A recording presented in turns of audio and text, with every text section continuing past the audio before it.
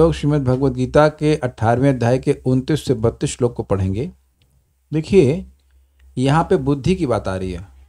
3 प्रकार की बुद्धि और 3 प्रकार की धृति अर्थात धैर्य का वर्णन हो रहा है। अब एक प्रश्न करेंगे, भाई भगवान ने तो ज्ञान ज्ञेय और कर्ता और ज्ञान ज्ञेय और परिज्ञाता और कर्ता कर्म और करण इसके बारे में बताया था, तो यानी कि 6 चीज़ों के भेद के बारे में बताया जाना चाहिए। और पिछले श्लोक में सुन लिया था, भाई कर्ता के बारे में बता दिया तो उससे ज्ञाता ग्रहण कर लेना होगा, कर्म के बारे में बता दिया तो उससे ज्ञेय की मैपिंग कर लेनी होगी, और करणम छूट गया था और ज्ञान के बारे में बता चुके हैं। तो करणम जो है, करण मतलब इंद्रियां, तो उसको बुद्धि से समझा रहे हैं। देखिए इंद्रियां रजोगुणी है, तमोगुणी, सतोगुणी, कुछ समझ में नहीं आएगा, लेकिन बुद्धि बिल्कुल समझ में आएगी। देखिए बुद्धि मन को चलायमान करती है, संचालित करती है, और मन इंद्रियों को संचालित करता है। तो बुद्धि के प्रकार से उसके आगे जितने भी चेले हैं वह उसी प्रकार के हो जाएंगे। समझ में आ गया कि नहीं आ गया? क्या यथा जैसा राजा वैसा प्रजा, बुद्धि ने निर्णय किया कि ये चीज अच्छी है, फिर मन क्रियान्वित करता है इंद्रियों को। तो बुद्धि को समझा देने के द्वारा, बुद्धि भी एक अंतःकरण है। अंतःकरण मतलब इंटरनल सेंस। ये हम पहली बार तो नहीं कह रहे हैं ना। बाह्यकरण क्या है? आंखें, नाक, कान इत्यादि जो है वो बाह्यकरण है, और अंतःकरण इंटरनल सेंस है, हमारा मन या चित्त से कहना चाहिए, उसी को बुद्धि भी कहते हैं। तो बुद्धि जो है वह अंतःकरण है। तो उसके 3 प्रकार के भेद के द्वारा सभी प्रकार के करणों को व्याख्या कर दी जा रही है। देखिए बुद्धि पवित्र हुई है तो व्यक्ति की आंखें पिक्चर नहीं देखना चाहेंगी, वह आंखों से भगवद गीता के श्लोक को पढ़ना चाहेगा, कानों से भगवान की बात को सुनना चाहेगा। Do you agree with this? तो आप लोग सब अनुभव करेंगे, तभी तो आप आए यहाँ पे क्लास में। मन में ये भाव है कि भगवद गीता बहुत अच्छी चीज है, तभी आंखें, नाक, कान सब इसमें लगे हुए हैं। तो बुद्धि वैसी है तब ना। कुछ समझ रहे हैं कि नहीं समझ रहे हैं? सिंपल सी बात है। तो बुद्धि के प्रकार के द्वारा इन सभी को ग्रहण कर लेंगे। इस माने बुद्धि के द्वारा करण कैसे होते हैं, करण समझ रहे हैं, इंद्रियां। तो इंद्रियां कैसे अलग अलग प्रकार की होती हैं गुणों के अनुसार, वह आपको ग्रहण करना होगा। एक एक को नहीं बता रहे कि आंख ऐसी होती है, कान ऐसे होते हैं, ऐसे नहीं। तो उम्मीद है कि आप समझ पाए होंगे। चक्रवर्ती बात कहते हैं कि ये बुद्धि और धृति के आदि के बारे में इसलिए बता रहे हैं कि जो लोग सात्विक आदि हैं वह सब उनके अच्छे ही होते हैं, उनकी बुद्धि भी अच्छी होती है, उनका धैर्य भी अच्छा होता है। ये समझाने के लिए भगवान इसको एक्सप्लेन कर रहे हैं। दोनों अर्थ आप ले सकते हैं, मेरे पीछे बोलिए। बुद्धिर्भेदम धृतिश्चैव गुणस्तस्त्रिविधम शृणु। बुद्धिर्भेदम धृतिश्चैव गुणतस्त्रिविधम शृणु। रोचमानम शेषेण पृथक्त्वेन धनंजय। रोचमानम शेषेण पृथक्त्वेन धनंजय। बुद्धिर्भेदम धृतिश्चैव गुणतस्त्रिविधम शृणु। बुद्धिर्भेदम धृतिश्चैव गुणस्तस्त्रिविधम शृणु। प्रोच्यमानमशेषेण पृथक्त्वेन धनंजय। प्रोच्यमानमशेषेण पृथक्त्वेन धनंजय। आपने इसको मिडिल में रखा हुआ है ना? ठीक, फाइन।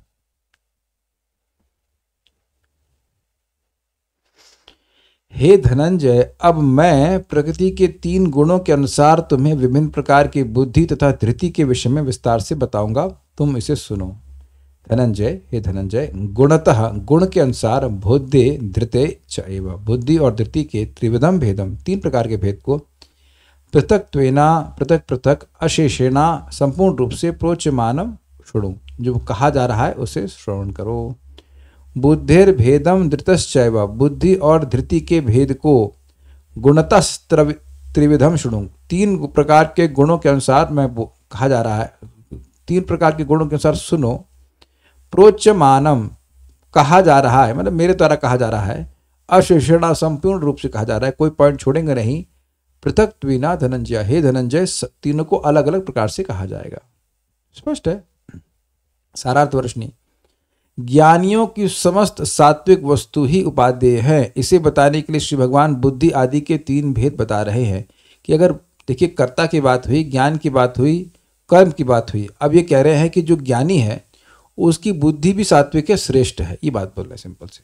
ये एक अर्थ है। बाकी आपने आपको बताया था कि करण को भी श्रीधर स्वामी समझाते हैं कि करण को समझाने के लिए बुद्धि का वर्णन कर रहे हैं। तात्पर्य, ज्ञान, ज्ञेय तथा ज्ञाता की व्याख्या प्रकृति के गुणों के अनुसार तीन तीन पृथक विभागों में करने के बाद अब भगवान कर्ता की बुद्धि तथा उसके संकल्प या धैर्य के विषय में उसी प्रकार से बता रहे हैं। ध्यान दीजिएगा कि ज्ञेय के बारे में नहीं बताया था, कर्म के बारे में बताया था। ज्ञान बताया था और कर्ता बताया था और कर्म बताया था। तो ज्ञान इज, जो ज्ञेय है वह एनालॉगस टू, क्या बोलेंगे एनालॉगस, मैपिंग कर दीजिए, मतलब वो ज्ञेय जो वस्तु है वो इक्वल्स टू कर्म है और जो ज्ञाता है वो इक्वल्स टू कर्ता है और ज्ञान इज इक्वल्स टू करण। जिससे ज्ञेय का ज्ञान, जिसके द्वारा ज्ञेय को ज्ञाता जानता है उसे ज्ञान कहते हैं। तो ज्ञान एक इंस्ट्रूमेंट की तरह हुआ कि नहीं? तो करण भी इंस्ट्रूमेंटल कारक, करण कारक समझ रहे ना, तो उसी लिए मैपिंग कर रहे थे। देखिए ये चीज क्या है, मेरे जो यहाँ पे पढ़ रहे हैं बिल्कुल पढ़ाई की तरह ही पढ़ना होगा, इसमें कथा वाला अंश कुछ भी नहीं है। तो आपको याद रखना है इस बात को, ज्ञाता, ज्ञान और ज्ञेय और कर्ता, कर्म और करण, ये 6 चीजें थी। तो जो ज्ञान है वो अगर इक्वल्स टू किया जाए तो वो इक्वल्स टू है करण के, क्योंकि कर्म को कर्ता कैसे करता है? इंद्रियों से करता है। ज्ञाता ज्ञेय को कैसे जानता है? ज्ञान के द्वारा। तो ज्ञान इज इक्वल्स टू करण, ज्ञेय इज इक्वल्स टू कर्म और ज्ञाता इज इक्वल्स टू कर्ता। तो बताया गया था कर्ता, कर्म और ज्ञान के बारे में। तो ज्ञान के बारे में बताया है, फिर भी यहाँ पे करण के बारे में फिर से बता रहे हैं, करण के बारे में बता रहे हैं बुद्धि के द्वारा स्पष्ट करने के लिए। समझ गए होंगे शायद, मैं समझता हूँ। बोलिए, माइक पूछिए। बार करण के बारे में बता दीजिए। कर्ता करण के द्वारा कर्म को करता है। तो अब ज्ञाता ज्ञान के द्वारा ज्ञेय को जानता है, तो ज्ञान इज इक्वल्स टू कर्म, कर्ता इज इक्वल्स टू ज्ञाता और ज्ञेय इज इक्वल्स टू कर्म। सिंपल है ना? सही तो बोला? ज्ञाता, गलत बोल के शायद, ज्ञाता इज इक्वल्स टू कर्ता, ज्ञान इज इक्वल्स टू कर्म, करण और ज्ञेय इज इक्वल्स टू कर्म। समझ में आ गया सभी लोगों को? कल्याणपुर बड़े परेशान लग रहे हैं। ও আমি এটা বাংলার পর্যায়বাচী জানি না, আমি বাংলা বুঝতে পারি না, আপনার ট্রান্সলেशन করতে হবে। हाँ, तात्पर्य ज्ञान, ज्ञेय तथा ज्ञाता। देखिए पॉइंट क्या है, अगर आप बहुत ध्यान से पढ़ेंगे तो आप कहेंगे भाई ज्ञेय कहाँ पढ़ा, कंफ्यूज हो जाएंगे कि नहीं। अभी तक किसी श्लोक में ज्ञेय के 3 प्रकार नहीं बताए हैं, ज्ञान का बताया और ज्ञाता के भी 3 प्रकार नहीं बताए हैं। तो अब देख रहे हैं कि कितना ध्यान से पढ़ना पड़ेगा। कुछ अब मतलब जब यहां लिखा है और मैं समझा रहा हूं तब थोड़ी कठिनाई आ रही है शायद। तो बताइए कैसे हम पढ़ के समझ लेंगे? एक पिक्चर से बेटर ग्रास्प कर पाते। अच्छा, अभी तो मैं नहीं बना पाया तुरंत, बात सही कह रहे हैं, लेकिन अगर आपको जब खिचड़ी बनानी थी तब उसकी पिक्चर तो बताए नहीं थे हम, वहां नीड थी ना कि वो खिचड़ी बनाना है, तब तो आप सुन के ही सीख लिए थे। यहाँ पिक्चर चाहिए, इतने बुद्धू हैं। अरे भाई मैप करो ना हर चीज। ऐसे मैं देखिए कुछ बोल रहा हूं तो उसकी भी तो पिक्चर बन रही कि नहीं बन रही है। ज्ञाता इज इक्वल्स टू कर्ता, knower is equals to actor, doer जो करने वाला है, जो जानने वाला है, बराबर हो गया कि नहीं? कैसे, what is the instrument of knowledge? Knowledge मतलब वो ज्ञान के द्वारा आप किसी चीज को जानते हैं, ज्ञेय वस्तु को जानते हैं। तो करण के द्वारा, किसी करण के द्वारा आप किसी कर्म को करते। मैं बोल रहा हूं तो मैं अपनी वाग इंद्रिय का उपयोग कर रहा हूं। और ज्ञेय मतलब ऑब्जेक्ट ऑफ नॉलेज। तो object of action is action, कर्म है ना। मैं अपनी मेरी वाग इंद्रिय का प्रयोजन, मेरी वाग इंद्रिय का प्रयोजन क्या है? बोलना। तो जो बोलना एक्शन है वह उसका उद्देश्य है। तो ज्ञान का उद्देश्य है ज्ञेय को जानना, तो ज्ञेय इज इक्वल्स टू कर्म। अब इसमें क्या, अरे भाई लिख लो ना, पेंसिल स्पॉन्सर कराई जाए क्या? हमको गुस्सा आ रहा है, लिख नहीं सकते हैं, जो बोला जा रहा है लिख लीजिए। हम खाली एक व्यक्ति को डांट रहे हैं, बाकी लोग तो समझा रहे हैं। ठीक है, अब गए पेंसिल लेने के लिए किताब। ये तो याद आ रहा है बचपन की स्थिति है ना। शैली शुक्ला माता जी स्कूल में जाते थे ना, अरे यार पेन भूल गया आज, पेन भूल गए, कॉपी भूल गए, पेन भूल गए, नहीं समझ में आ रहा था, लिख लीजिए, इतना ईजी है। तो हम खाली समझा रहे हैं कि यहाँ प्रपद कह रहे हैं ज्ञान ज्ञेय तथा ज्ञाता की व्याख्या प्रकृति के गुणों के अनुसार तीन तीन पृथक विभागों में करने के बाद, तो उसको समझ लेना क्या चाहिए कि भगवान ने कैसे इनडायरेक्टली ज्ञाता की व्याख्या करी है, इनडायरेक्टली ज्ञेय की व्याख्या करी है। ज्ञान की व्याख्या किए थे, कर्ता की किए थे और कर्म की किए थे। ज्ञान और करण साधन है उद्देश्य प्राप्ति के लिए, यस। और उद्देश्य ज्ञान के केस में है ज्ञेय और करण के केस में हो गया कर्म। उम्मीद है वेरी गुड, समझ में आ रहा है। देखिए एक बात तो है, ये सबकी कमजोरी है कि सभी लोग सुबह उठे रहते हैं, तो अब तक आते आते सबकी बैटरी डाउन हो जाती है mostly, I am not saying everyone but mostly. अब ऐसे में बुद्धि का चलना मुश्किल होता है। मैं डिस्करेज नहीं कर रहा हूँ, ये सभी लोग अनुभव करते हैं, थका, वो भी प्रसाद, तो प्रसाद के बाद क्लास कर रहे हैं, तो अब उसमें आधा जोर तो नींद से ही जा रहा है, पता नहीं आधा है 70%, हमको नहीं पता, और उसके बाद 30% प्रोसेसर बचता है गीता समझने के लिए। लेकिन हमारा कर्तव्य है तो हम पढ़ाएंगे जरूर, आगे बढ़ते हैं। आज तो खैर चलिए फास्टिंग हो रही है तो कोई दिक्कत नहीं, लेकिन ये एक समस्या भी बन जाती है। फिर भी उम्मीद है कि आप समझ पा रहे होंगे मैं क्या कह रहा हूँ। ज्ञान ज्ञेय वाली बात आ गई होगी। अब फिर से पढ़ते तात्पर्य को। ज्ञान ज्ञेय तथा ज्ञाता की व्याख्या प्रकृति के गुणों के अनुसार तीन तीन पृथक विभागों में करने के बाद अब भगवान कर्ता की बुद्धि तथा उसके संकल्प या धैर्य के विषय में उसी प्रकार से बता रहे हैं। उसी प्रकार से मतलब तीन भेद करते हुए बता रहे हैं। मेरे पीछे बोलिए, अभी समझ में आ जाएगा क्योंकि शब्द आप उससे अनभिज्ञ नहीं है। प्रवृत्तिम च निवृत्तिम च कार्याकार्ये भयाभये, प्रवृत्तिम च निवृत्तिम च कार्याकार्ये भयाभये, बंधम मोक्षम च या वेत्ति बुद्धि सा पार्थ सात्विकी, बंधम मोक्षम च या वेत्ति बुद्धि सा पार्थ सात्विकी। बोलिए। प्रवृत्तिम च निवृत्तिम च कार्याकार्ये भयाभये, प्रवृत्तिम च निवृत्तिम च कार्याकार्य भयाभये, बंधम मोक्षम च या वेत्ति बुद्धि सा पार्थ सात्विकी, बंधम मोक्षम च या वेत्ति बुद्धि सा पार्थ सात्विकी। इजी है, बिल्कुल इजी है। हे प्रथापुत्र, ये वह बुद्धि सतोगुणी है जिसके द्वारा मनुष्य यह जानता है कि क्या करणीय है और क्या नहीं है, किससे डरना चाहिए और किससे नहीं, क्या बांधने वाला है और क्या मुक्ति देने वाला। बिल्कुल इजी है ना, आप लोग अब इसको बिल्कुल स्पष्ट समझ पा रहे हैं। पार्थ, हे पार्थ, या यहाँ पे स्त्रीलिंग है इसलिए या शब्द है, यह नहीं है। या बुद्धि, जो बुद्धि, प्रवृत्तिम च निवृत्तिम च, प्रवृत्ति और निवृत्ति, इसका मतलब क्या है? प्रवृत्त मतलब प्रवृत्त होना, इंगेज होना। जैसे गीता पढ़ना चाहिए, पढ़ना चाहिए, भगवान को फूल अर्पण करना चाहिए, गर्लफ्रेंड को फूल अर्पण करना चाहिए, होना चाहिए कि नहीं होना चाहिए? हाँ, दे सकते हैं, लेकिन भगवान को अर्पण करने के बाद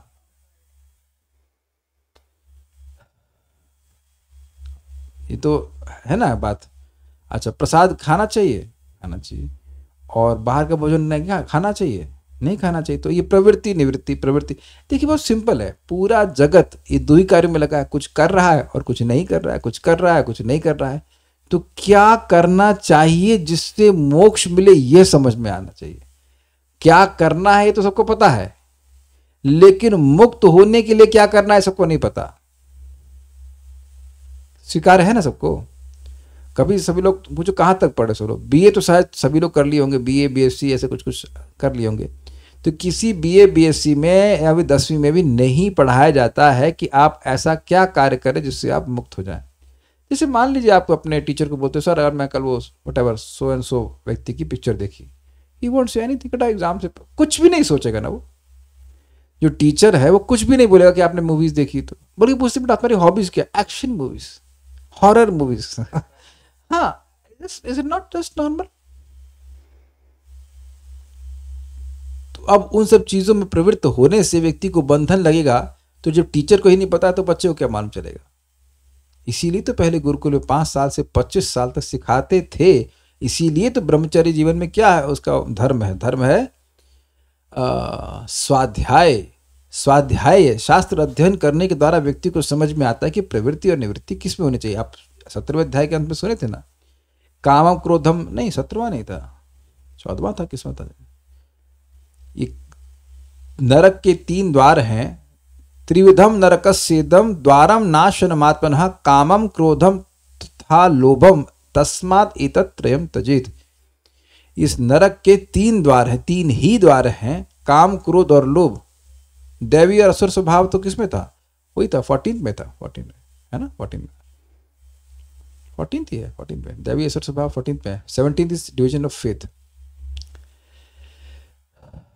तस्मात् शास्त्रम प्रमाणम ते कार्य कार्य व्यवस्थितौ ज्ञात्वा शास्त्र विधानोक्तम कर्म कर्तुम इहार्हसि।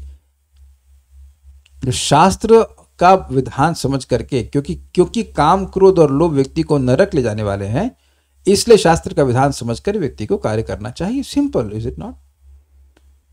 लेकिन आप देखेंगे जो लोग राजसिक तामसिक हैं उनको शास्त्र से कोई मतलब ही नहीं, उसको तो वह कपोल कल्पना मानते हैं, ये कहते हैं।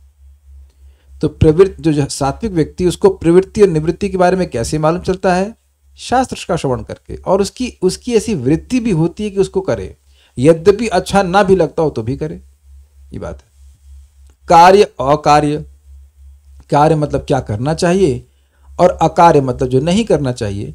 भयाभय, भय में और किस चीज से भय होना चाहिए और किस चीज से भय नहीं होना चाहिए। इसका लिंक प्रवृत्ति और निवृत्ति से ही है कि भाई जो कार्य अच्छे हैं करना चाहिए, उसमें कोई भय नहीं है, और जो गलत है, जो बंधन करने वाले, उनमें भय होना चाहिए। बंधन मोक्ष तथा बंधन और मोक्ष वेत्ती जान सकती है सात्विकी, वह बुद्धि सात्विकी है। वही जबरदस्त है, इतना आसान नहीं है। इन द सेंस भक्ति कर रहे हैं तो कुछ कुछ समझ में आ जाता है, नहीं तो जगत में लोगों को ये पता नहीं कि कार्य कर रहे हैं तो उसे बंधन लगेगा कि मोक्ष मिलेगा। एक्चुअली मोक्ष के बारे में जानते ही कहाँ है, वेग कंसेप्शंस है लोगों के।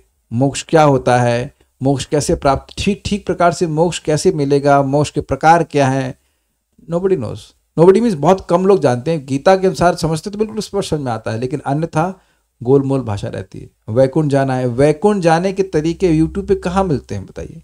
लोग क्या, आजकल पॉडकास्ट चल रहा है, आज तक कोई पॉडकास्ट हुआ है कि जिसमें पूछ रहा कि वैकुंठ कैसे जाएंगे? आप लोग अगर किसी को मिले तो जरा फिर प्लीज भेजना इसका लिंक। प्रश्न ही नहीं उठाया जा रहा है तो व्यक्ति जाएगा कैसे, बताइए? हैं? हाँ, इट्स जस्ट नॉट देयर, जबकि शास्त्र में है। और पता नहीं कहाँ कहाँ के, आप देखिए, अब यूट्यूब जाते हैं तो क्या क्या सजेशंस आते हैं, कोई तांत्रिक है, कोई ये है, कुछ वो है। लेकिन वैकुंठ जाना है, गोलोक जाना है, इसके बारे में एकदम क्लियरली कोई नहीं बता रहा कि ये करोगे तुम चले जाओगे। बहुत गोह्य ज्ञान है, इसीलिए तो भगवान ने कहा राज विद्या राज्य गोह्यम पवित्रम इदम उत्तमम, don't take it cheaply, it is not. और ये भी हम समझ रहे हैं, ठीक है, कोई व्यक्ति आता है, मान लो हफ्ते में एक बार आया, कभी महीने में एक बार आया, तो ये वो कभी ना सोच ले कि उससे उसकी बुद्धि सात्विक हो जाएगी। मैं फिर रिपीट कर रहा हूं कि गीता को कभी हफ्ते में एक बार या 15 दिन में एक बार, 20 दिन में एक बार पढ़ेगा और वो सोचो कि उसकी सात्विक बुद्धि का निर्माण हो जाएगा, तो भूल जाओ, नहीं हुआ। क्योंकि अगर होता तो तुम रोज सुन रहे होते। Do you agree? है कि नहीं? बुद्धि का निर्माण के लिए हैमरिंग चाहिए होती है, बार बार बार बार बार बार बार बार सुनता है, तब उसके मन में आता है ना ना ना, ये कार्य कर रहा हूं तो क्या ये सही है, क्या ये मेरे बंधन का कारण बनेगा, मोक्ष का कारण बनेगा? क्या मैं समझा पा रहा हूं मैं इस बात को? जब हम बार बार सुनते हैं, बार बार सुनते हैं, तब बात समझ में आती है। बहुत बार तो हम सुनते हैं लेकिन स्वीकार नहीं करते हैं। ये आप पढ़ेंगे नेटर ऑफ इंस्ट्रक्शन में, हम पढ़ाई चुके हैं, वहां बता रहे हैं कि पहली दशा है श्रवण दशा, सुन रहा है लेकिन वर्ण नहीं है, उसको स्वीकार नहीं कर रहा है। तो जब बार बार सुनता जाता है, सुनता जाता है, सुनता जाता है, तब उसको क्लिक करने लगता है, अरे रे रे नहीं नहीं, तब वो स्वीकार करता है। इट टेक्स टाइम, बार बार, इसीलिए तो बोल रहे हैं बार बार अभ्यास करना होता है। बार बार उन्हीं बातों को हम जब बार बार सुनते हैं तब उसका प्रभाव पड़ता है। तो इस सात्विक बुद्धि के लिए आवश्यक है कि उसका भोजन भी सात्विक होना चाहिए। ठीक है, आपने सुन लिया, तो भोजन कैसा कर रहा है? प्रसाद ग्रहण कर रहे हो कि क्या कर रहे हो? बहुत बहुत बहुत इंपॉर्टेंट है। तो ये आप जानते हैं कि आहार शुद्धौ सत्व शुद्धि, सत्व शुद्धौ ध्रुव स्मृति, ऐसे करके श्लोक है। फिर बुद्धि भी इसी प्रकार से पवित्र होती है। तो बुद्धि, मन, सबका लिंक भगवान के प्रसाद से। तो जैसे जैसे व्यक्ति की बुद्धि यानी चित्त पवित्र होता जाता है, उतना उतना उसको समझ में आता है कि भक्ति करने में मुझे प्रवृत्त होना चाहिए और भक्ति के विरुद्ध कार्य में नहीं से निवृत्त हो जाना चाहिए। ये ऑटो मोड हो जाता है, but it will take some time. और एक बार मैं फिर रिपीट करूंगा, दुनिया में चाहे किसी को ना समझ में आए, मुझे समझना है क्योंकि इससे मुझे लाभ होता है। समझ गए सब लोग? आप सबको समझाते बैठने का प्रयास भी करोगे तो जरूरी नहीं कि सब लोग समझेंगे, और जरूरी भी नहीं कि जैसा आप समझाना चाह रहे हो वैसे समझेंगे। अगर यहाँ एग्जाम ले लिया जाए कि भाई क्या बोला गया है, क्या कहा जा रहा है, तो काफी नंबर कम ही आएंगे, हमें पूरा उम्मीद है। मैं किसी को नीचा नहीं दिखा रहा हूँ, just the process is like this कि टाइम लगता है। एक माता जी इनको मैसेज लिखे कि मैं अपनी लड़की में बड़ी आसक्त हूँ, मुझे डर है कि लड़की छोड़ के आगे चली जाएगी। तो जाएगी क्या? लड़की की शादी नहीं करोगी? या आप लिख ली हैं कि लड़की जिंदा रहेगी, आप जिंदा रहेगी? तब देख रहे हैं ये एकदम मतलब हाउ टू से कवर्ड अप कॉन्शियसनेस, बिल्कुल ढकी हुई चेतना के द्वारा इस तरह की बातें करते हैं। सब लोग यहाँ पे सब लोग लिखा के आए कि सब शाश्वत रूप से रहेंगे, लिखा के तो ये आए कि ना सतो विद्यते भावो ना भावो विद्यते सतः उभयोरपि दृष्टोस्तन योस्तत्वदर्श भी। तो ये सब बातों पे विचार व्यक्ति करता नहीं, क्योंकि रजोगुण तमोगुण से उसका बुद्धि डिस्टर्ब रहती है। इसे कहते हैं लॉस ऑफ डिस्क्रिमिनेशन।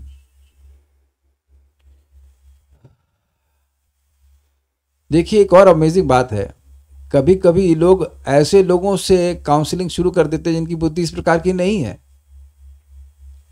तो जब कोई व्यक्ति बोल रहा है, क्या वो शास्त्र के अनुसार बोल रहा है? यह अब कठिनाई क्या है कि जो सुनने वाला उसके पास भी सामर्थ्य होता नहीं कि उस जो बोल रहा है, वो सामने वाला बोल रहा है, शास्त्र के अनुसार बोल रहा है कि नहीं बोल रहा है। आप कपड़ा क्यों देख रहे हैं? अरे वो ब्रह्मचारी हैं, आप ये हैं वो है, कुछ भी बोल के चला जाएगा, आप स्वीकार कर लेंगे। ऐसे कैसे होता है? इसके लिए हमारा ही दोष है ना कि हमारी बुद्धि भी गड्ढे घस खोदू वाली, कोई भी कुछ भी बोल देगा स्वीकार कर लेंगे। ऐसा तो ना होता है भाई। किसी चीज में प्रवृत्त होना है या निवृत्त होना है, इसका आधार शास्त्र होता है, किसी का व्यक्तिगत ओपिनियन नहीं होता है। तो ये बहुत इंपॉर्टेंट बात है कि व्यक्ति को निर्णय करना चाहिए कि ये चीज करना है कि नहीं करना है, शास्त्र के आधार पर। प्रवृत्तिम च निवृत्तिम च स्पष्ट है, कार्य अकार्य स्पष्ट, भया प्लस अभय और बंधम मोक्ष जो जानता है, जिसकी बुद्धि जानती है, वह सात्विक ही होती है। ध्यान दीजिएगा कि पैदा होते ही हमारी बुद्धि सात्विक नहीं होती है। सात्विक चीजों का संपर्क करने से, शास्त्र सुनने से व्यक्ति की बुद्धि सात्विक होती है। गीता भूषण टीका। इस पे याद आ रहा है, रूपा जी के शिष्य थे कुशाकृत प्रभु, बहुत अद्भुत डिवोटी, ब्रह्मचारी आजीवन भर रहे। लेकिन शुरुआत में जब आए तो 3 बजे उठना होता था, तो भक्तों को बोलते ऐसे अपना रजाई को नीचे करके, तुम लोग इस अमंगलमय समय में क्यों उठ रहे हो? Why are you waking up at this inauspicious time? उस समय उनकी वैसी बुद्धि चल रही थी। भगवान की कृपा से बहुत अच्छे भक्त बने, बहुत अच्छे भक्त। दिन रात शास्त्रों का अनुवाद करना, और हम उनको देखे भी हैं। He left his body in Vrindavan, very very amazing devotee. तो खाली वो अलग बात है, कहने का मतलब है कोई व्यक्ति कैसे भी गुणों से आया हो, धीरे धीरे करके व्यक्ति सब ठीक हो जाते हैं भक्ति करके, लेकिन इट टेक्स टाइम। कुछ कहना क्या, जिनकी बुद्धि शुरू से जिनकी बुद्धि शुरू से ही सात्विक होती है, क्या वो भक्ति के ज्यादा निकट हैं? देखिए शुरू वाली बात सही नहीं है। शुरू वाली बात सही इसलिए नहीं है क्योंकि आप भक्ति को एक जीवन में लिमिट कर रहे हैं। मैं समझा पाया? हम सभी लोग एक ही जीवन में भक्ति नहीं कर रहे हैं। भक्ति इज अ कंटिन्यूअस प्रोसेस। अब भक्त कह रहे हैं हाँ तो पुराने संस्कारों के कारण, तो पुराने संस्कार उसके हैं, आपको चिंता करते हो?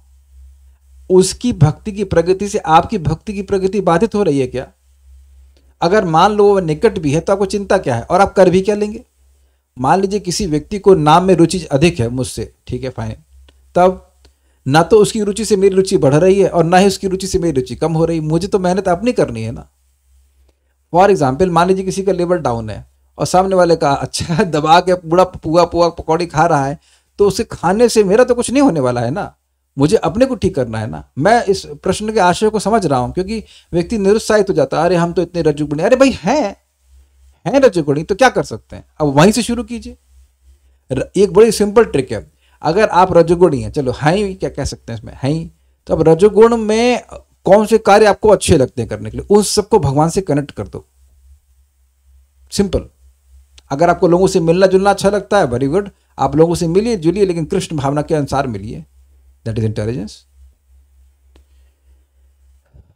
सोना अच्छा लगता है तो धाम में आकर सोइए, ठीक है कि नहीं? ये पूरी चले जाइए वहां सोना समाधि होता है। सब ठीक हो जाते हैं। ओके। और दूसरी बात ये भी है कि रजोगुण में भी क्यों ना हो, वो कितनी इंटेंसिटी से भक्ति कर रहा है। अब ध्रुव महाराज के रजोगुण में नहीं थे, जो ब्रह्मा जी से भी बड़ा राज्य मांगे वो क्या है? रजोगुण नहीं है। क्या इंटेंसिटी से भक्ति की। दीति तो तमोगुण में, एक तरह से तमोगुण से प्रभावित थी कि अपने ही सौत के बच्चों को, देवताओं को मारना चाहती थी। इतना इंटेंस भक्ति करी साल भर के में ही उनके पूरा हृदय परिवर्तित हो गया। तो भक्ति प्यूरिफाइज एवरीवन। गीता भूषण टीका। इन 3 श्लोकों में भगवान 3 गुणों से प्रभावित 3 प्रकार की बुद्धि का वर्णन करेंगे। प्रवृत्ति अर्थात जिस बुद्धि के द्वारा व्यक्ति जानता है कि उसे क्या करना है, और निवृत्ति अर्थात क्या नहीं करना है। स्पष्ट है। कार्य अर्थात जिससे व्यक्ति जानता है कि निष्काम कर्म करना चाहिए। अब यहाँ निष्काम कर्म को रिप्लेस कीजिए भक्ति से, भक्ति करना चाहिए। और अकार्य अर्थात सकाम कर्म नहीं करना चाहिए, भौतिकतावाद में नहीं प्रवृत्त होना चाहिए। जो भय, अच्छा क्यों नहीं होना चाहिए आप बताइए, क्यों नहीं होना चाहिए? सकाम कर्म करने में क्या दिक्कत है? पैसा कमाओ, मकान बनाओ, क्या दिक्कत है? प्रभु जी भौतिक कर्म के संस्कार पड़ेंगे, दोबारा जन्म होगा। तो दिक्कत क्या है दोबारा जन्म लेने में? दुख प्राप्त होगा। हाँ, भौतिक वेरी जगत गुड। में। तो जो व्यक्ति राजसी को ऐसे बोलेगा क्या दिक्कत है दोबारा जन्म में, कुत्ता बनने में क्या दिक्कत है? ये तो तमोगुण है। लेकिन दोबारा जन्म लेना माँ के गर्भ से ही है ना, पेनफुल होगा। और आगे भी उसके बाद जब जन्म लेंगे तो उसके बाद फिर बीमारी आएगी। जन्म ही नहीं हुआ। वरुण प्रभु आपका वो जो लड़का है उसका क्या हुआ? लड़के का स्वास्थ्य कैसा है? माइक बता, माइक बताओ, मजाक। वरुण प्रभु बताएंगे इनका लड़का कैसा है। लड़का कैसा है आपका? लड़के का स्वास्थ्य ठीक है? पता नहीं। क्यों नहीं पता? अरे बाप होकर नहीं पता आपको? क्यों नहीं पता? पता ही नहीं, कोई स्मृति नहीं। देखिए अब देखिए प्रैक्टिकल देखिए। मैंने कुछ पूछा और आपने समझा कुछ और। सबके संग होता है। मैंने पूछा कि आपका लड़का कैसा है, तो आपने क्या सोचा? पिछले जन्म की बात कर रहा हूं, लेकिन मैं इस जन्म की बात कर रहा हूं। अब क्या, अब उत्तर बताइए क्या होगा? इस जन्म में तो है ही नहीं। गॉट इट, समझ में आ गया।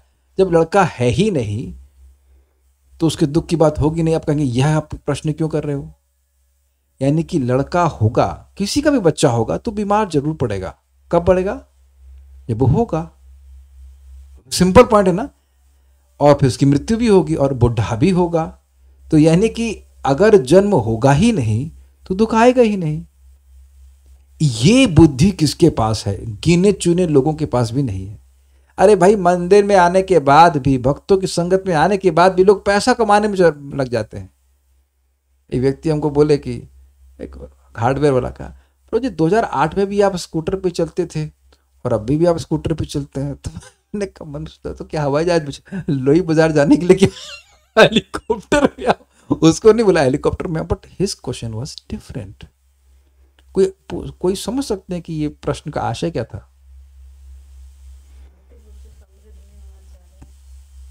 कह रहा है कि भाई मंदिर में ज्वाइन करके लोग तो काफी धनाढ्य हो जाते हैं, कमा कर लेते हैं। आप काहे नहीं कमा रहे हैं? और उनको क्या बताएं, ये कमाई ही नहीं हुई, भगवान की कृपा है ना, गीता समझ में आ रही है। इस कमाई तुमको तो कोई छीन ही नहीं सकता है। आप धन के पीछे भागोगे तो भागते रहो। भागे आ रहा गीता क्लास में पहले भाग लो धन के पीछे, तब तुम ज्ञान प्राप्त कर पाओगे। We can not do that. Krishna holds it. My dear devotees, बिल्कुल स्पष्ट समझ लीजिए। भौतिकतावाद में भागेगा व्यक्ति, भक्ति माने के बाद भी he can't have knowledge of Bhagavad Gita. नहीं आएगा और नहीं समझ में आएगा, कुछ नहीं समझ में आएगा। नहीं समझ में आ रहा है तभी तो भाग रहा है उस तरफ, है कि नहीं? स्कूटर और कार में भागने की बजाय अच्छा है ना कि ज्ञान की नाव में बैठ करके भवसागर को पार कर जाए। अग्रीड है ना? भवसागर को पार कर जाए। अब देखिए प्रैक्टिकल है। भगवान की ही सेवा के लिए 3-4 दिन केवल अलमारी लगवा रहा हूं। अलमारी मतलब क्या कहते हैं, रैक भी नहीं, उसके स्लैब्स रखवा रहा हूं।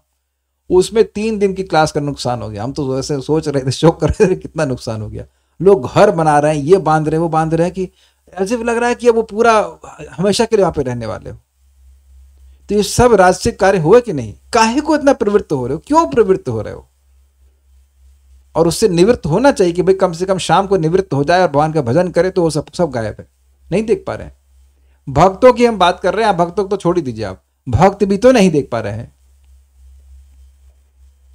प्रभुपाद बिल्कुल स्पष्ट कह रहे हैं, पुण्य स्थल आपका प्रेमी कोई भक्त वहां, मतलब आपका प्रेम करने वाला व्यक्ति हो, यहां जहां गंगा जी का स्थान हो, वहां पे आप जाना चाहिए। लोग थाईलैंड क्यों जा रहे हैं?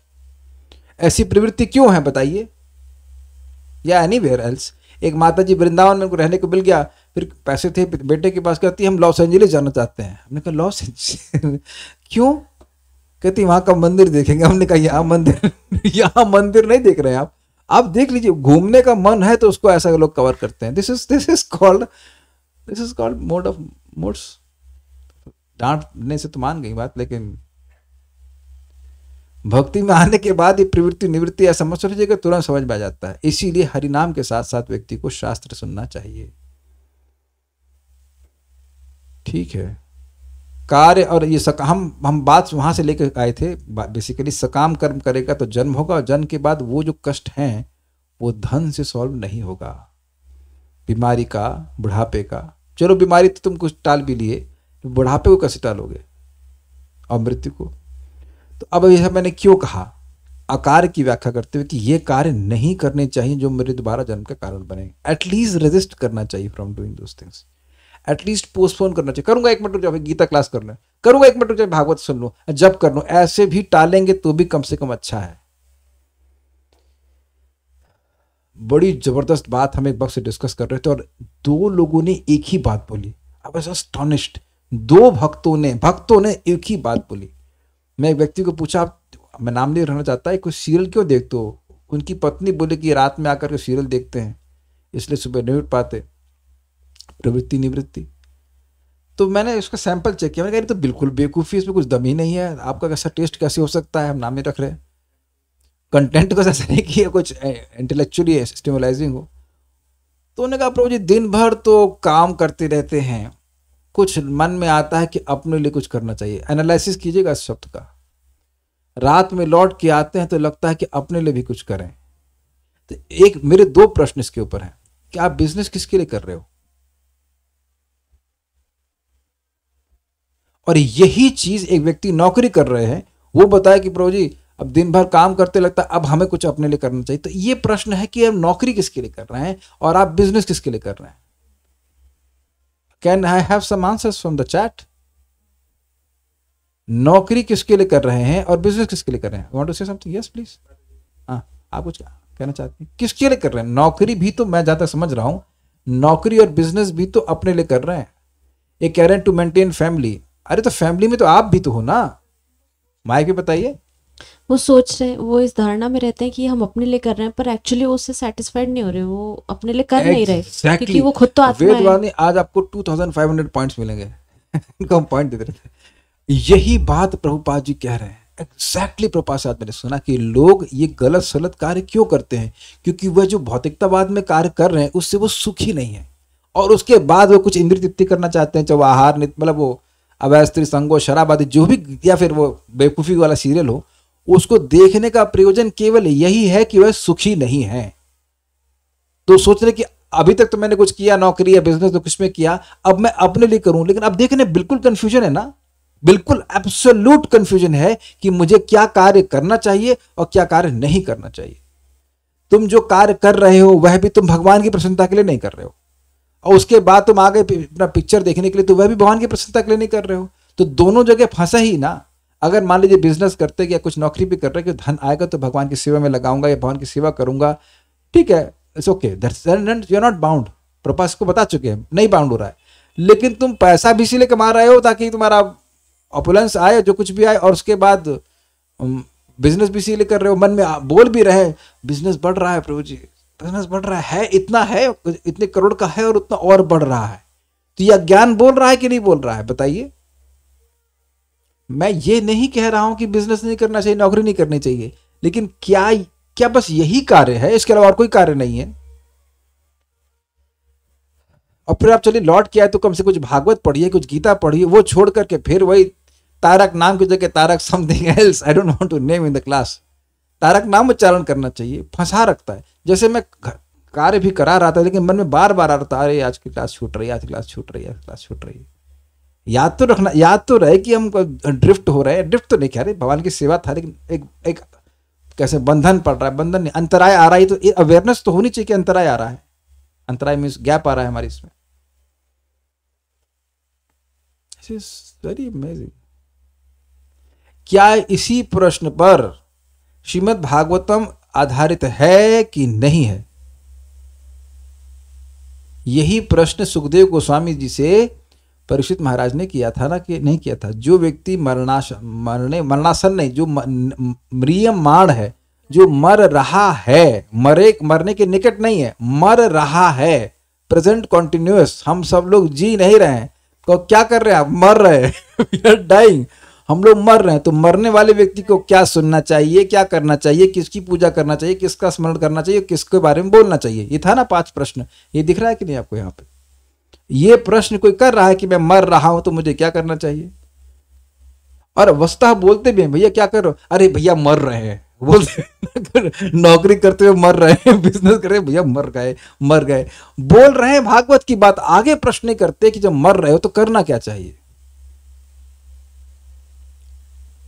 तो ये सब वो जानकार व्यक्ति करना चाहिए, करता है। जो भय करता है उन कार्यों को करने से जिनका प्रतिबंध शास्त्र करता है। Oh what amazing quality. शास्त्र ये मना कर दिया तो डर के मारे भी नहीं करेगा, डर के मारे। एक सन्यासी हैं हनुमत प्रेषक स्वामी महाराज, बड़े विनोदी हैं। तो परम पूज्य श्रीमान गौर सुंदर प्रभु ब्रह्मचारी थे, तो वो क्लास दे रहे थे और सन्यासी आकर बैठ गए, तो आपको आश्चर्य नहीं होगा, प्रभुपाद जी के शिष्य हैं, सन्यासी हैं और जी बहुत जूनियर उनसे। तो बोले आप, मैं क्लास दे रहा हूं, आप कैसे आके बैठ गए? कहते हैं नरक के भय से विनोद बोलते मैं नरक नहीं जाऊं इसलिए मैं गीता लेकिन बात बड़ी मजेदार है। जो सात्विक व्यक्ति है वह ये सोचता है कि इससे तो नरक की प्राप्ति होगी, इससे मोक्ष की प्राप्ति होगी, ये सब समझता है। तो नरक नहीं जाऊं उसके भय से वह कार्य नहीं करता है, बंधन के भय से भी कह लीजिए। और मैं नहीं करता, कहाँ गया था, और भय नहीं करता है उन कार्य को करने से जिसको शास्त्र अनुमोदित करता है। ये बताइए कि पूरा अर्थात भया भय ये क्या है? जिसको शास्त्र अनुमोदित करता है उसको करने में भय कैसा? एग्जाम्पल आपको हम दे रहे हैं। एक अभी मैंने एग्जाम्पल दिया था एक भक्त का, सच्ची घटना है, नाम गुहे रख रहा हूं कि एक भक्त हैं बेचारे के, उनके पास 75 साल के हो गए, वो कथा सुनना चाहते हैं। अब उनकी पत्नी झगड़ा कर रही हैं, तो भय के मारे वो कथा नहीं सुनते हैं। वो पढ़ते जरूर हैं लेकिन कथा नहीं सुनते भय के मारे।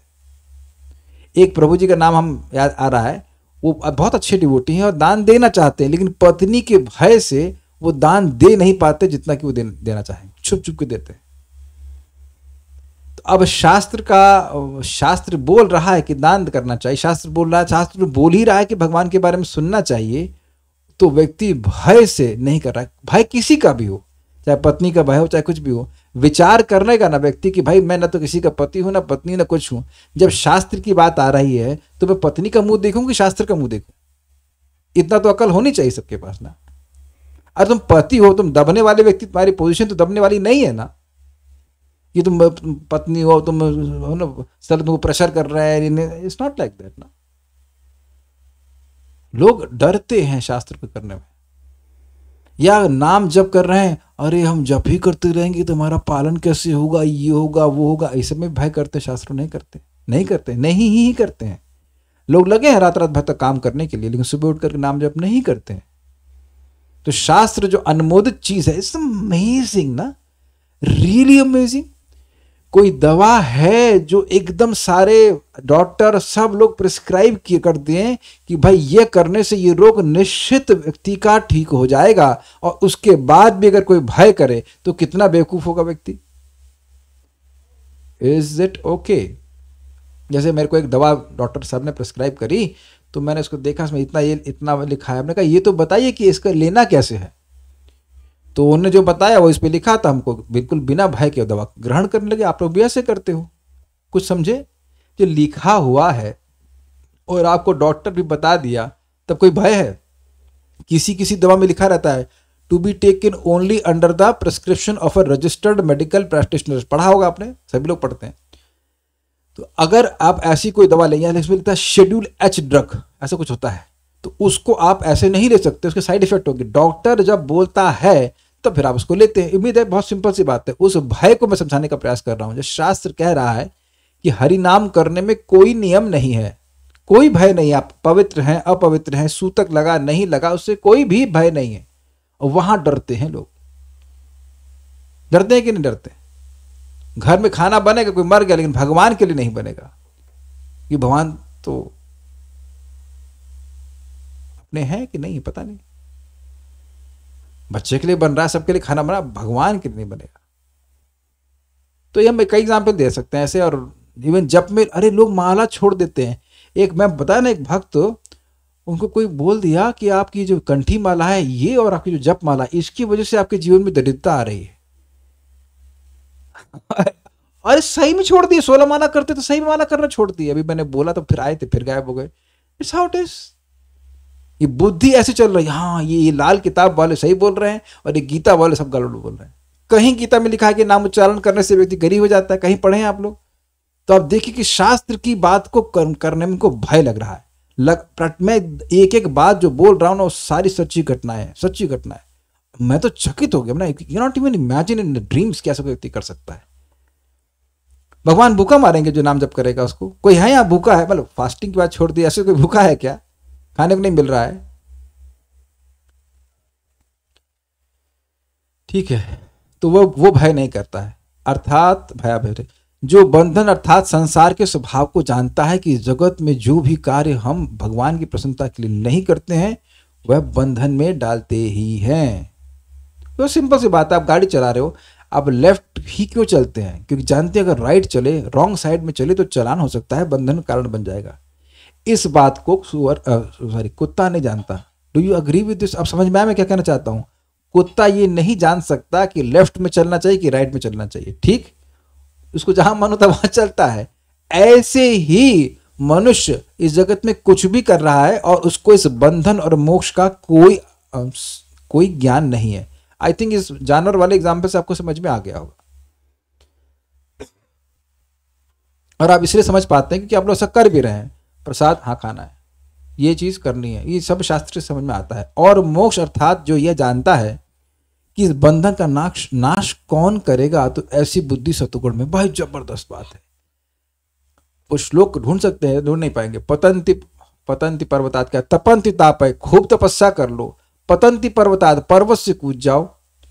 अटंती तीर्थाने, खूब तीर्थों में भ्रमण कर लो। और वदंती वाद है, खूब वाद विवाद कर लो। लेकिन बिना हरिर नैव मृतम तरंती, हरि के बिना व्यक्ति मृत्यु को पार नहीं पा सकता। और आप देखिए कि कितने मेलों में कितने कितने लोग हैं, क्या उनको ये बात पता है? क्या वो सभी भगवान हरि के भक्त हैं?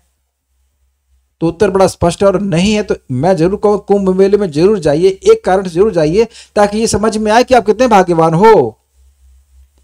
You go there and then see how very less, कुछ गिनती के लोग होंगे जो वाकई भगवान के नाम के बारे में कुछ जानते होंगे। हम तो वहां पे होके आए, जब पिछली बार लगा था इलाहाबाद में, हम उस सच्चिदानंद की प्राप्ति करते हैं। हमें उस सच्चिदानंद की प्राप्ति करने पूरा टाइम यही नहीं बताता कि वो है कौन सच्चिदानंद। और यहाँ रोज गोविंदमादि पुरुषम तम हम भजामि गा रहे हैं।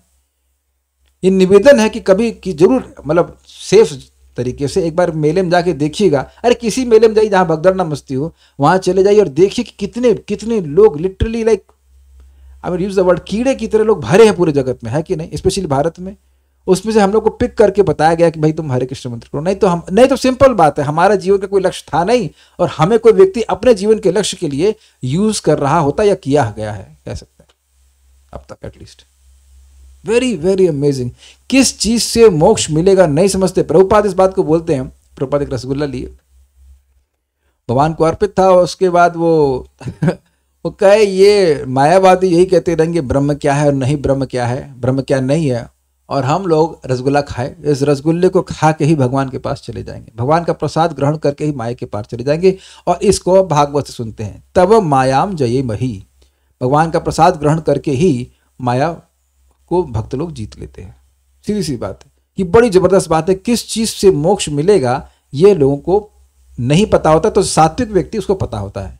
आप कहेंगे सात्विक व्यक्ति का वर्णन करना है और आप नेगेटिव वर्णन क्यों कर रहे हैं? और नेगेटिव बात ज्यादा समझ में आती है, उससे पलट लेना चाहिए। तात्पर्य, शास्त्रों के निर्देशानुसार कर्म करने को या उन कर्मों को करना जिन्हें किया जाना चाहिए प्रवृत्ति कहते हैं। किसी भी कार्य को करने को प्रवृत्ति नहीं कहते हैं। शास्त्र के अनुसार जो चलता है उसे प्रवृत्ति कहते हैं। जिन कार्यों का इससे इस तरह निर्देश नहीं होता वे नहीं किए जाने चाहिए। एक इंटरेस्टिंग है, कोई प्रचारक थे, उनका कहीं आर्ग्यूमेंट चल रहा था, तो एक माता जी बैठी हुई थी, बात हो रहा था कपड़े कैसे पहनने चाहिए, तो प्रचारक ने कहा कि कपड़े ढके शरीर को ढकने के लिए होते हैं ऑब्वियसली, और साड़ी आदि पहनना चाहिए, एटलीस्ट भारतीय परिधान पहनना चाहिए। तो माता जी गर्म हो गई, कहती कि मैं, वो साड़ी पहनी हुई थी, कहती साड़ी पहनने से ही क्या सारे संस्कार आ जाता है? अब ये प्रश्न कितना गलत है, क्या वो यह बोल रहे हैं कि साड़ी पहनने से व्यक्ति सारा ठीक हो जाता है? सही व्यक्ति, जो आज शालीन व्यक्ति, वो साड़ी या भारतीय परिधान पहनेगा, भारतीय माता जी एटलीस्ट, लेकिन वो ये नहीं कह रहे कि केवल साड़ी पहनने से सारा कुछ सही हो जाता है, ये तो नहीं कह रहे हैं। तो कहती देखिए मैंने साड़ी पहनी, अब देखिए उसकी बोल्डनेस, मैंने साड़ी पहनी लेकिन मैं शराब पीती हूँ, और पब्लिक में बोल रही है। उसके बाद उस प्रचारक ने बोला, अरे यार कहाँ किसी शराबी, कहाँ आप शराबियों से फंसवा देते हो बात। अब वो इतना गर्म हो गई, मैं शराबी हूँ, मैं शराबी हूँ। तो उनको वो बोला, आप शराब पीती हो तो शराबी नहीं हो।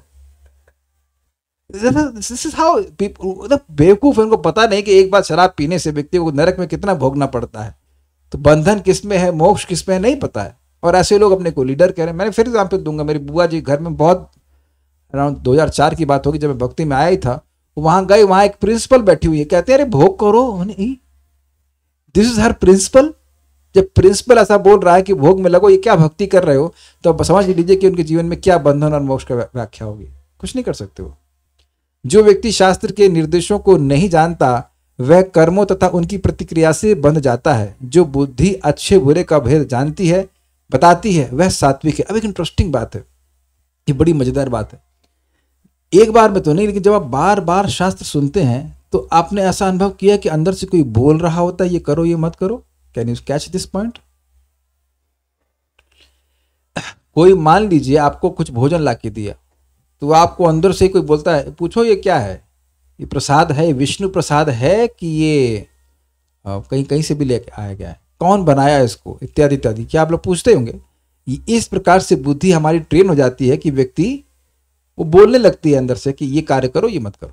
उम्मीद है कि मेरी बहुत स्पष्ट हो गया बात।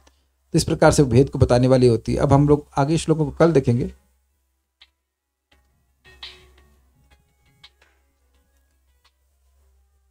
अब कुछ पूछ रहे हैं तो,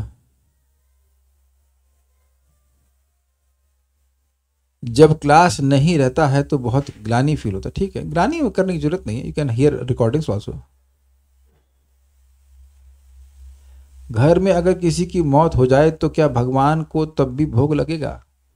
अगर घर में कोई नहीं खा रहा है तो भगवान को भी नहीं लगेगा। अग्रीड?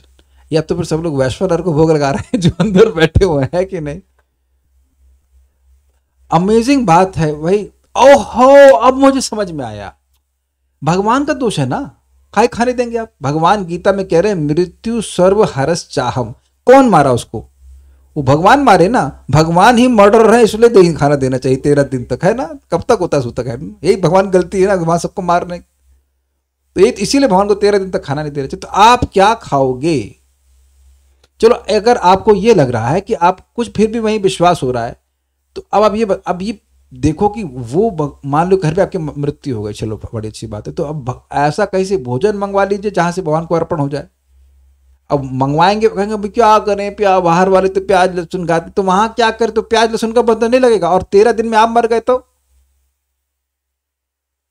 देखिए, मुझे इन सब चीजों पे बिल्कुल विश्वास नहीं। विश्वास होती भी हो तो I don't care about it. मैं कौन हूं, आप कौन हैं? कृष्ण के सेवक हैं, कृष्ण के शाश्वत अंश हैं, एकदम क्लियर समझ में आई। I don't see anything else. सर्वधर्मान परित्यज्य निष्काम, कुछ भी मुझे नहीं दिखाई पड़ता। हम भगवान के सेवक हैं, भगवान के लिए मतलब भगवान का भोजन बनाना हमारा कर्तव्य, न सूतक पुतक कुछ से कुछ भी मेरे को कोई मतलब नहीं है ना। हम तो माता जी का संस्कार करके आए, उसके बाद नहाए धोए, नहाना धोना जरूरी होता है, नहा धो लिए, उसके बाद खिचड़ी बनाकर भगवान को भोग लगा के खा लिए।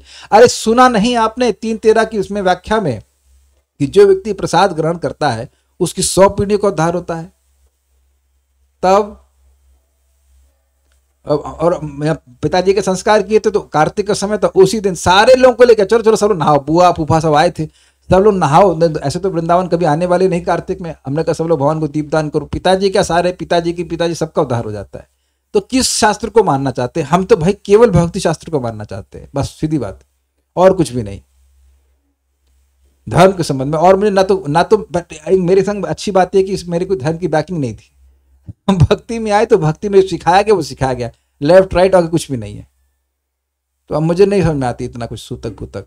और अगर किसी को दिक्कत है तो मत आओ, तुमको लग रहा है इतनी धर्मी है तो मत आओ घर पे, कोई दिक्कत नहीं है। भगवान की बात समझ में आती, इतनी बात समझ में आती है।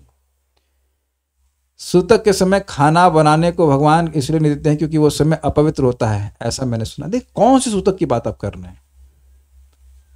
जो सूर्य ग्रहण होता है उस समय तो खाना नहीं बनाया जाता, तो इसलिए पहले बना के रखते, भगवान को अर्पण कर देते। That's a different thing.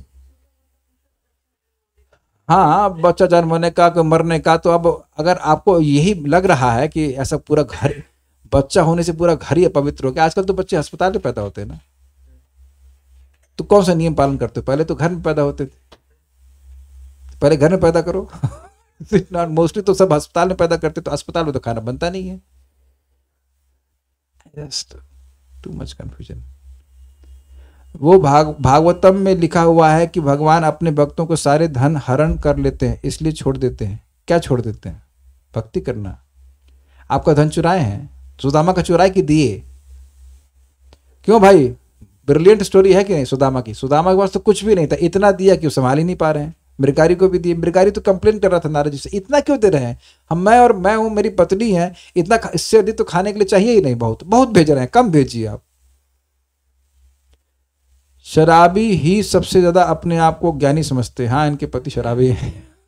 शराब पीने के बाद ज्ञान बढ़ जाता है, ठीक है, क्या कर सकते हैं।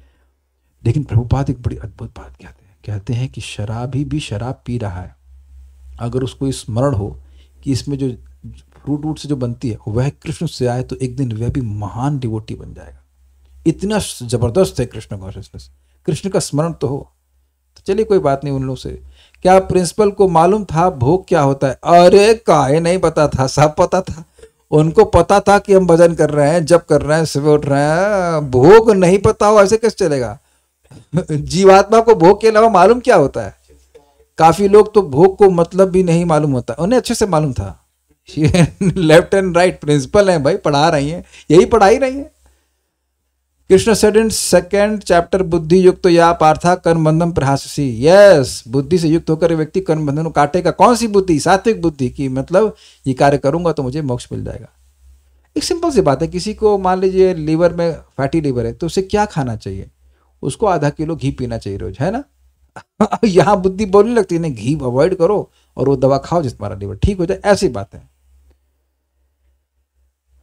एक कक्षा में आपने बताया था कि ब्रह्मा जी का शरीर बुद्धि से बना है, तो प्रभु जी इसको कैसे समझें? आप कैसे समझेंगे? अर्थात अगर उनका स्थूल शरीर नहीं है तो वो दर्शनी कैसे हैं भौतिक जगत में? देखिए, इस बात को समझने से आपको फायदा क्या होगा? ये बात मालूम चल गई है कि ब्रह्मा जी का शरीर बुद्धि से बना है। क्या ये कम इंफॉर्मेशन है? ये बड़ी इंफॉर्मेशन है ना। अब आप ये बताएं कि आप उनका शरीर बुद्धि से कैसे बना है, ये इसको समझने से आपको क्या होगा? अच्छा, मैं ये बता दूं कि आपको ये समझ में आ गया कि आपका शरीर कैसे बना है। उनके सरनेम लगा है डॉक्टर, पता नहीं कौन से डॉक्टर है। मतलब अगर आप बायोलॉजी वाले डॉक्टर हैं तो क्या उसको पता है कि उसका एक सेल भी कैसे काम करता है? अपने शरीर के बारे में हम जानते नहीं हैं और ब्रह्मा जी के शरीर के बारे में पूछ रहे हो, एज इफ कि मुझे पता होगा। अच्छा, अगर और बताया जाना होता तो शास्त्र में होता, तो शास्त्र में बताया नहीं जा रहा है, मुझे पता नहीं है, तो आप पूछिए। मतलब पूछने का कोई प्रयोजन नहीं, आप प्रश्न करिए, ठीक, अच्छी बात है, सोचिए ना इससे फायदा क्या होगा। अगर आप समझ भी नहीं तो उससे होगा क्या? आपको ब्रह्मा बनना है, ब्रह्मा तो बनना नहीं है। क्या पूजा भी किया जाता है? कर सकते हैं। आज कितने बजे? अरे भाई एक चीज बताइए, अब आप प्रश्न कर रहे हैं आज कितने बजे तक फास्ट होगा, फिर एकादशी प्रसाद लेना है क्या रोजे? अब हम डांट तो नहीं, मन तो बड़ा कर रहा डांट लगाएं। क्या ये क्लास का प्रश्न है? ये क्लास का प्रश्न है? क्लास सुन रहे थे ये गाली प्रश्न करने के लिए, या अभी प्रश्न दागने के लिए बैठे हुए थे कि ये प्रश्न कर देंगे? I will not answer, not answer, will stop now. Shrimad Bhagavad Gita की जय, श्रील प्रभुपाद की जय, निताय गौर प्रेमानंद।